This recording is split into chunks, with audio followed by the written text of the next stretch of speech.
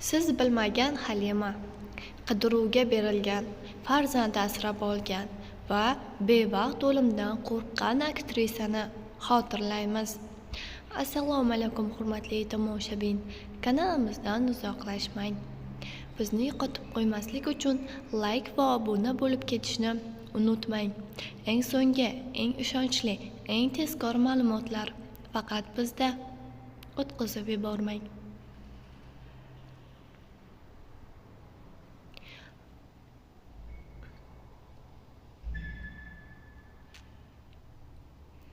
Qizimni asrab olmaganman. Ijtimoiy tarmoqlarda aktrisa qizini asrab olgan haqida ham mish-mishlar tarqalgandi. 2 farzandimni ham o'zim dunyoga keltirganman. Bunga faqat shukrona keltiraman. Ammo haqiqatan ham qiz farzand asrab olmoqchi bo'lganman. Uzoqroq tanishimiz 5-farzandga homilador bo'lgan. Eri esa qandaydir jinoyati sabab qamalib qolgan. Ayol 5 ta bola bilan ijaraga uyda yashardi. Xullas, u bolani kimgadir berib, ishlash niyati borligini eshitib, yordam qilmoqchi bo'lganman. Ayol ham, erkak ham bolani berishga rozi bo'lgan. Bolani uyimga olib kelib, unga alohida xona tayyorlaganman.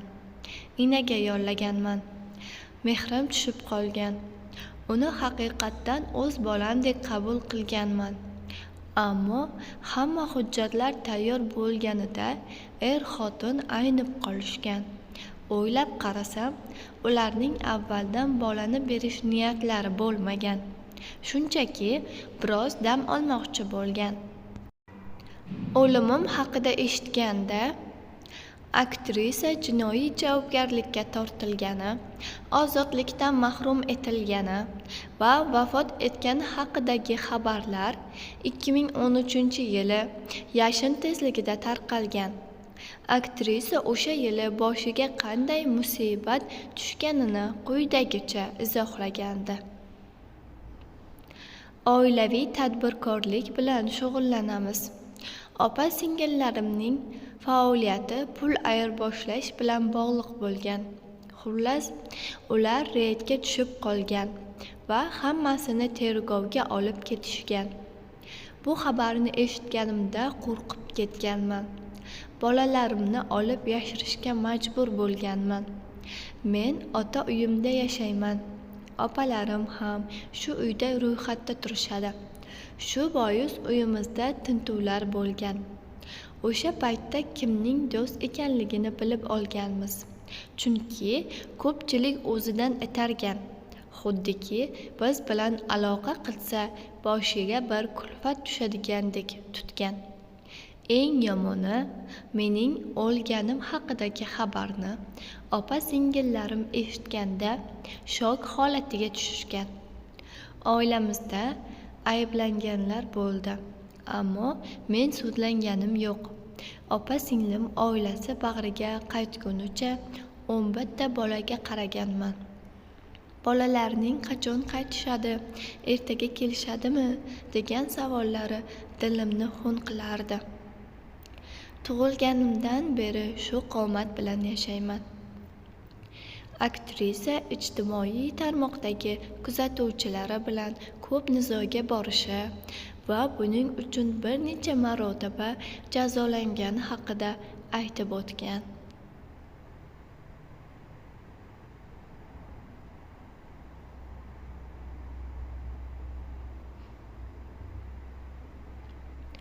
Men ham odamman.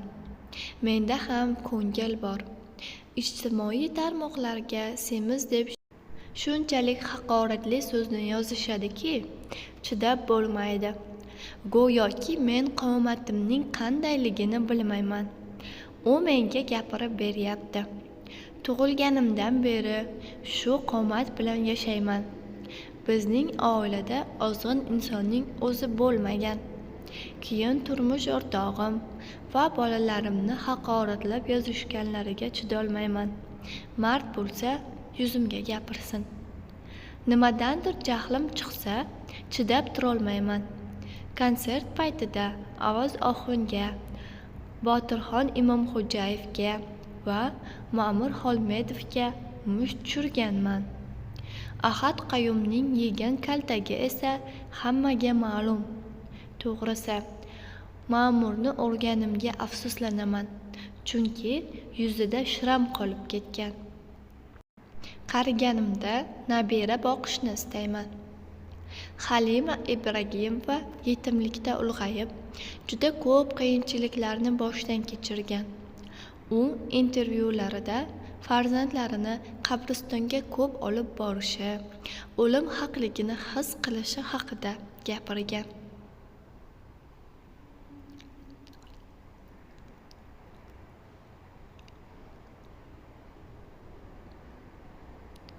O'lim haq. Har birimiz bir kun bu dunyodan tark etamiz. Faqat Yaratgandan erta jonimni olma deb so'rayman. Qariganimda nabiralar boqishni, ularga mehr berishni istayman, degandi marhuma so'nggi intervyularida.